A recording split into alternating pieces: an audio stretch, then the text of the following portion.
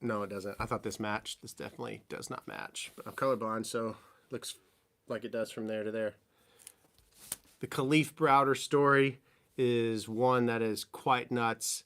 And because of the people that got involved, it caused quite a bit of change, but not until it was unfortunately too late. We'll dive into that. I'm excited because I'm the first artist in decades that has 2 singles on the Billboard charts, and I'm really pumped about it. I'm really grateful for the support. I don't know how long it's been. It's been decades. Nonetheless, thanks for streaming last time. It's number 16 at radio, I just found out. But the Kalief Browder story is insanely nuts. There's a 6-part documentary, but I'll give you the background. It's a 16-year-old kid. Kalief is walking in New York City after a party of some sort. So he's leaving the party. He has a backpack on. All right, an African-American man. The reason I even bring the race card up is the fact that it is obviously, it comes into play. He's walking with his backpack. NYPD officers stop Kalief. They say, "You stole that backpack." Now, there's a little bit more context, but I'm kind of condensing the story because these are the nuts and bolts of it. He's like, "No, I did not steal the backpack." Well, they arrest him. Well, during his arrest, he spends 1,000 days in prison as a minor. 800 of those days, this 16-year-old kid is spent in he's put in solitary confinement. I came across this story. I'm like, what the hell? 800 days for stealing a backpack, allegedly, which I'll get to that. But 800 days solitary confinement. If you're not familiar, if you're not a weirdo like me and like to really dive into crime podcasts and stories, solitary is for people who do really wild, crazy things. Not to be judgmental or place a title to it, but like shank an officer or, bite someone's neck off or something like that. Not a 16-year-old kid who hasn't had any priors of any kind and isn't a violent criminal. Nonetheless, he's put 800 days in and then he gets out. Oh, by the way, hey, sorry, Kalief. We pulled you to the side and we said that you stole a backpack. You didn't really actually steal that backpack. We're sorry for the 1,000 days that we took from you in your life. And, we're sorry for the 800 of those that you were spent in solitary confinement, which now this young man is trying to get his life back together and he's suffering from tons of mental health challenges, which, of course, being isolated for so long as you're trying to develop into a young man, I can't imagine. So he goes to junior college, goes into college to try to really move the needle in his life. And he was doing much better until he succumbed to his mental anguish and committed suicide. So you have a young boy at 16 years old who's said to have stolen something that he didn't steal. Because he allegedly stole something, they take him to prison as a minor. I was like, it's like stealing a pack of gum, essentially. And then he's put in solitary. And then, you're free. Oops. See ya. Take care. Good luck. And then he takes his own life because of his mental demons. There's a 6-part series on Paramount. And the cool thing I will say that came of this is because Jay-Z, of course, heard of this story. And then you have the producer, I believe, of Orange is the New Black. I believe the producer. They teamed up and they created this 6-part series, which is on Paramount and it's streaming. Because of this, then President Barack Obama changed some rules involving minors and solitary confinement. So positive change did come from this egregious act that was stealing a child's youthfulness and ultimately their lives. Let me know in the comments below what your thoughts are on this, but this was a very popular short because it has so many intricate things. It's interesting because I was talking about the documentary that's on Netflix, The American Nightmare, which people are saying is a must-watch documentary because you only see why was I doing this? I was saying half. You only see half of the story. You only hear half of the story back in 2015 for The American Nightmare, the couple. And you think she's a Looney Tunes. She thinks she's nuts. She is victim shamed and believed to be a villain. She hides out for 6 months and then, oops, by the way, where we went on national television and drug your name through the mud as the FBI and law enforcement community. And then, of course, everything that she was saying was, in fact. And not only that, but they don't give her any type of consolation or, oops, we messed up. It wasn't even the department that threw her under the bus, threw her to the wolves that said, hey, oops, we're so sorry, Denise. It was another department in another city that was like, she wasn't lying. This is what actually happened, and we have other cases. Nonetheless, it was a must-watch by many people. I said to watch it, and that's what I found myself diving into. But the Browder story, I called him Brown, I believe. I don't know why I said Brown in the short, but it's Browder. He, I wonder what he felt. Like, could you imagine being 16 years old? When I was 16, I would go to, like, drive my friends to Steak and Shake and get, like, a big chocolate shake and sit in the, booth long after I should have been out being a kid. And this kid is treated as a horrible criminal for taking a backpack that was actually his. It's absurd. People suck. When I say that, I mean like the mean people, the people. It's hard to not classify or judge or assume. I don't know what the entire reasoning behind what caused them to stop Kalief. I haven't watched all of the documentary itself, but I wanted to just touch on that because it's very interesting to think that some young kid probably comes from a tough environment, probably just minding his own business. I don't know. We are very lucky. We're very privileged. And I don't know if I could handle solitary confinement. I mean, could you imagine being locked away for 3 years? I mean, I remember when I was a kid, I was like a teenager, I had to be around people. It's like I need to do something. I need to go and climb a tree or something. I mean, like, you're still developing, you're still figuring out who you are, you're still, I don't know, it's taken from him. And I can't imagine what the family feels. So blessings to Kalief's family, and definitely encourage you all to check that documentary out for sure. That'd be very good watch for all of us. So, and just also an interesting note, we are finishing the studio tomorrow. So with that being said, I'm going to ask for forgiveness. The podcast, You'll Die Trying, that releases on Tuesdays. We're going to release it on Wednesday. I'll make an announcement on the You'll Die Trying podcast, and we'll push it out. Just a very quick blurb so that everybody who follows the podcast will know, so they don't assume that tomorrow it'll release and then it doesn't, because for forever we've been doing Tuesdays at 6 a.m. Nonetheless, it'll be Wednesday because we're this close. Just bear with me. We're like this close. This close. But it's almost done. The contractor came in the studio, and I kept calling him Ken. His name's not Ken, by the way. His name's Jeff. Sorry, Jeff. But I called him Ken 100 times. Nonetheless, he said, this is the coolest place. It's the coolest studio that I've ever seen. He's done tons of work. I don't know what he's done for other places, but he was just looking around, and I was like, yeah, it's mine. And I felt all warm and fuzzy. So he's putting all this trim on the floor, and the trim has these accent lights, if you will. So the accent lights will, of course, illuminate, so I could turn all the lights off, I could turn all this off, and have like this vibe.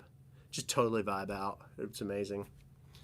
I have, for those of you who subscribe to my podcast, Bonus Noise, $5.99 a month, it's like exclusive, first, very personal stories. Nonetheless, I talk about tact and the lack thereof in this episode, which I encourage you to check it out. But I don't know if you have a family member or someone that you know that just lacks tact, this ability to read the room or to, honor your space, or sorry, I got distracted thinking of my cousin who is just the poster child for tact lacking. Tact lacking, yes, it's it's something that I've been struggling with people in what I do, and meeting everyone in different platforms, and everyone wants to be and deserves to be, by the way, heard and acknowledged. It's impossible on this side, respectfully speaking. I can't.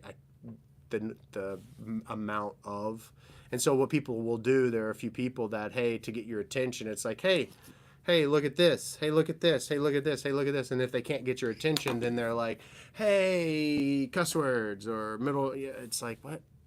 Nonetheless, that's something that I've been struggling with. So it's just a lot of, yeah, it's a lot of that. And I am anxious about all the upcoming things in life with scheduling of shows and all of that. And it was something that's very interesting to me because I was reading about how in life Vincent van Gogh, this all makes sense, by the way. Vincent van Gogh was, in his mind and I, a failed artist. None of his pieces had ever taken off. It wasn't really well received. People didn't get it. People thought it was a little bit out there and outlandish. And one of his last dying statements was to his brother. He was very sick, and he was basically saying that, like, when will this life of grief, essentially, like, when does this end? Like, can it not get any worse, is what it ultimately boiled down to, that he said. And then he died. He was, in his eye, a failure. And then right after his death, shortly thereafter, he posthumously became, a pioneer, a visionary. His pieces you could offer $1 million for today, and people would laugh at you because they're just so priceless. And it wasn't until he died that he saw such massive success. And, he thought a failure in life because I guess he was measuring, I don't know, what is it, monetary that he was measuring? But nonetheless, he died a failure in his eyes, in his mind, and it was the polar opposite. And now he's one of the most talked about artists as far as the way in which he created. And so I think about showing up.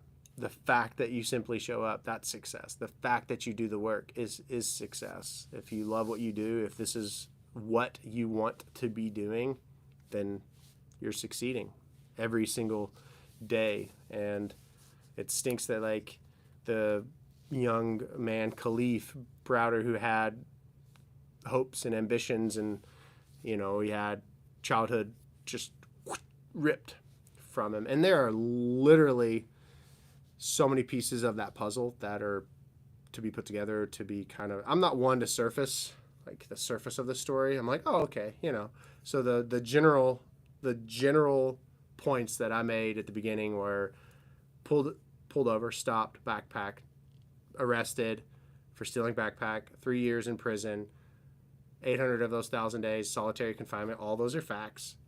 He didn't steal a backpack. He gets out of prison, mental illness, stress, struggles, commits suicide. There's a lot more to the story. Like, the other side of the coin, the law enforcement officers, why? Why did they stop him? Why did they believe that he stole that? What were those telltale signs? Because I'm not a police officer. I love our first responders. They're genuinely incredible people for the most part. They're always bad apples in every profession and field.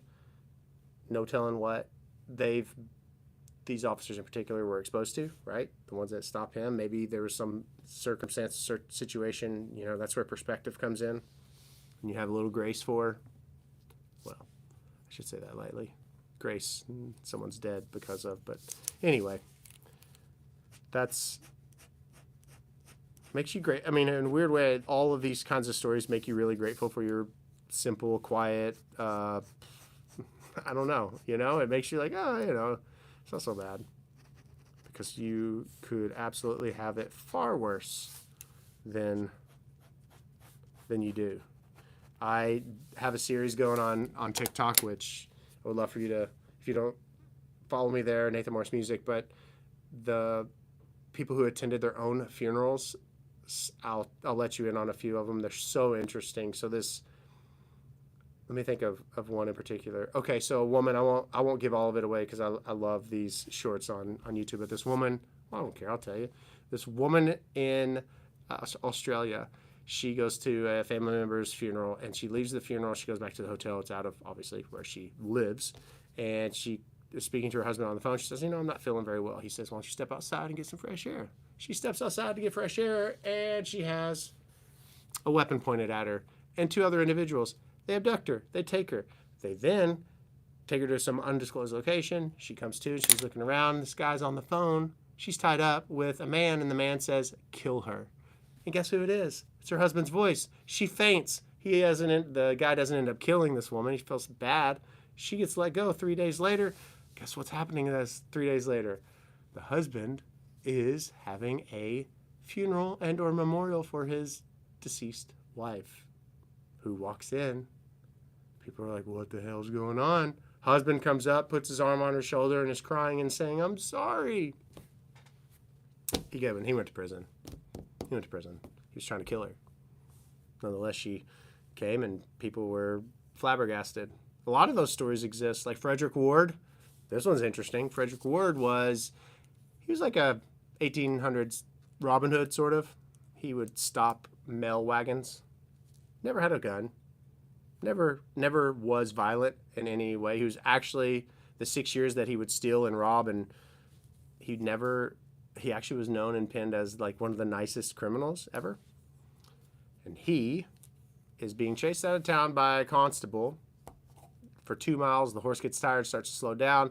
Well, he shoots at the constable. The constable then opens fire and kills Frederick Ward. Well, 2 days later, I believe, actually, they're having a funeral for Mr. Ward. And in comes this lady. She's in all black, veil over her face, kind of walking very oddly, almost like a man. Goes up, pays her respects, and leaves. Well, guess what? It is said the family, Mr. Ward, Frederick himself, he never ever had a gun or shot at any police officers. He would never have done that, or a constable. But you know who would have done it? Harry.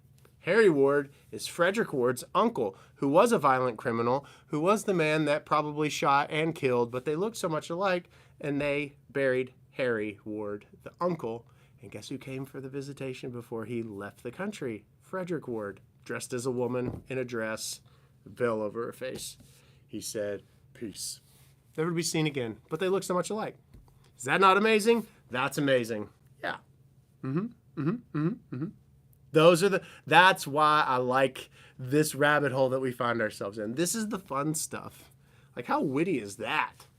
I mean, we read about it now and we think, oh, that's interesting, but it's being done to us all the time.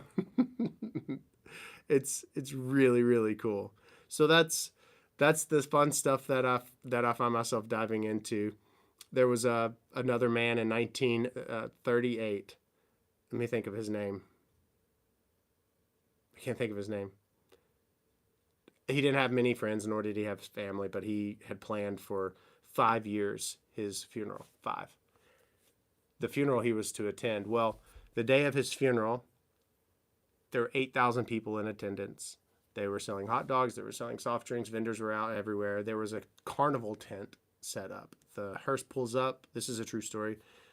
The mortician's driving, and guess who's in the front seat? This man. Well, he gets out. They walk into the tent, and the pastor, is giving this beautiful eulogy. And then afterwards, because of this lovely eulogy about the man who's sitting in the front row, hundreds of people come up to this man because of the spectacle and are asking for autographs and just totally fill this dude's love tank. So he does live yet another 5 years, and then he dies. Well, upon his death, his request was to have no funeral and to be buried. He already had it. Very interesting, right? Yep. It's takes all kinds. There are people that are doing that. There are people that want to be in attendance of their own funeral, and so they don't miss out. They'll have like a celebration of life while living. It's quite interesting. There's so many stories, and that sounds odd and weird, but then when you read about it and you kind of really dive in, there's some beauty about it. There's a young girl who went to her grandfather's funeral, went back home and planned and scheduled her funeral. So she rented the funeral home. She rented a casket. She hired a florist. She had a minister. She had even her makeup done to look as if she was more deceased. She lies in the casket and she's holding her favorite Hello Kitty doll. I think her name was Jeng, last name Jeng. For an hour and a half, she listened with her eyes shut. Of course, she just had her eyes shut. She listened to her friends and her family talk about how much they love her. And the pastor tells the stories. And afterwards, she was quoted saying when she got up, she was in tears because she realized her worth. And it changed forever her life in the way that she thought about, perceived her life, perceived herself. And it gave her a sense of purpose she had never previously had. Isn't that awesome? I mean, that's a really cool outcome. Obviously, but sometimes it takes some extreme things to make some big change. So I don't know. I can't fault anybody for anything. It was very interesting to read up on that. And all of her friends and family had come. And allegedly, from what I've read, it doesn't sound like this was, I'm sure behind closed doors, are like, what the hell's going on with her? But the outcome, it blessed her life. So I hope she's living high and happy and healthy, wherever it is she's doing her life, because that's pretty awesome. Very cool, if you ask me. But I'm glad that you seem to like the rabbit holes that I find myself digging into. Yeah, I love, if it's cold outside, I can't go running. Can't go run. I mean, I could, but I'd rather not. I saw a guy running yesterday, and he had like this thing over, it's just 11 degrees, mask. And I'm like, no. I'll take a few extra pounds, and I'll work that out and off come spring. So kudos to you who are working out. And I tip my hat to you. I do. I definitely tip the hat. I don't know if you checked out the new merch. I would love it if you did. It's all going to be in the description. Would love for you to do that. Check out the last time video. It's blowing up. It's awesome. It's amazing. It started like this, and then all of a sudden it's like, it's pretty cool. It's amazing how we want that instant gratification, and we want to see outcomes and results immediately. And that's I think why a lot of things don't work out and things fail, is because, and I'm speaking to myself, it gets hard, it gets tough, it gets frustrating whenever you keep grinding every single day and you're like, where is any sense of, any sight of a win? But the thing is you're looking external, and then you forget about like kind of really paying attention. It sounds very cheesy to a degree, but it's really not. It kind of goes back to the Van Gogh thing. It's like, because it only had 10,000 streams in its first week or whatever, does that mean it's a failure? Or, because I could tell you hundreds of artists, thousands of artists probably, that don't even get that with years of work. I mean, it's one, you don't compare, but two, it's just keep showing up and you're seeing, but the video is slowly just kind of taken off. And I believe that when you keep showing up, you kind of keep kicking up the dirt, and the dirt keeps making the noise, and the noise is what gets attention, and the attention is what gets the place. And it's really cool. But because of everything that's happening here on YouTube, I believe we'll be able to link the merch right under the video, which literally like the pictures, but until that, you can see it in the description, the link, which I'd appreciate it. We got to sync to the website too, which is awesome. It took forever. I know that sounds really dumb, and everybody who's like really smart with tech and is like, oh, I'm making fun of you in the most loving way, because I love nerdy stuff, but it's been really frustrating. I got it to work. I'm really excited about it. I can't wait. Can't wait for everybody to be starting to wear their shirts and pants. Holy Shirts and Pants. Name that movie. Holy Shirts and Pants. I'll let you all know this. I know we're talking Kalief Browder, and I'm just lightening up the mood. I really have enjoyed this. This has been really good and fun.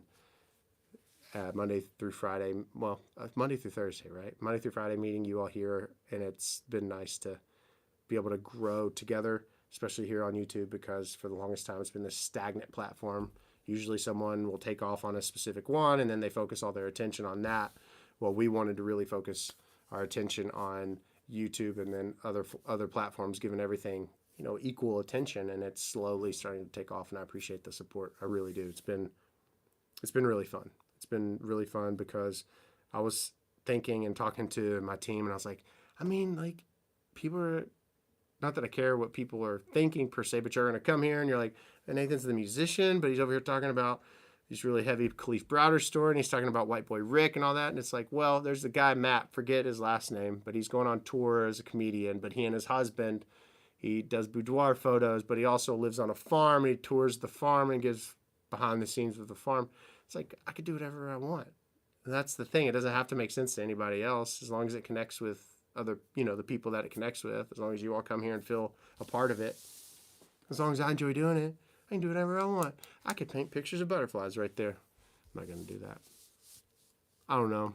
Welcome back, everybody. Squirrel. Squirrel! Do you all doodle do you all doodle? Definitely a doodler. Definitely. Oh, yeah. Merch. That's what I was talking about. Let me know in the comments when you get a piece of merch so I can give you some thanks. And we've been collecting a ton of comments, so be sure to leave your questions wherever it is that you have a question on any of the videos on all the platforms, because the team are going through and sifting through that. And we're going to be doing Q&A or answering these questions. We'll pick them every week on Thursdays.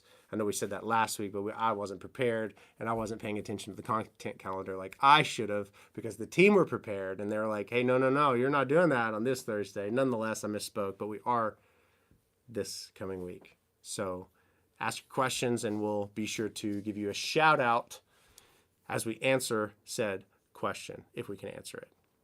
I might not be able to. I get lots of questions about aquamation or terramation or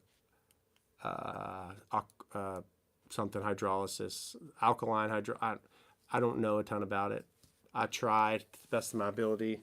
Every live I do over on the other platform, they ask about it. I'm like, this is all I know. This is what it does. Has the same outcome to a degree.